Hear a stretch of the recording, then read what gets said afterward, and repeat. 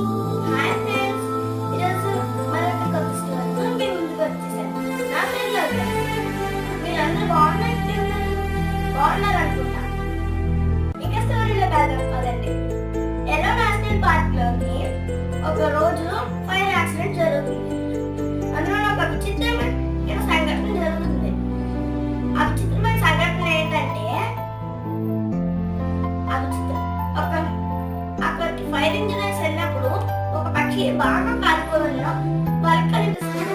ఆ పక్షి బాగా కాలిపోయి ఉండడం కనిపిస్తే ఆ ఫైర్ ఇంజనీర్ వచ్చి ఆ పక్షిని కర్రలతో పక్కన పెడతారు. పక్కన పెట్టినప్పుడు ఆ ఫైర్ ఇంజనీర్ షాక్ అవుతారు. ఏంటంటే ఆ పక్షి రెక్కల నుంచి చిన్న చిన్న పక్షి పిల్లలు 3 వస్తాయి. ఆ పక్షి తల్లి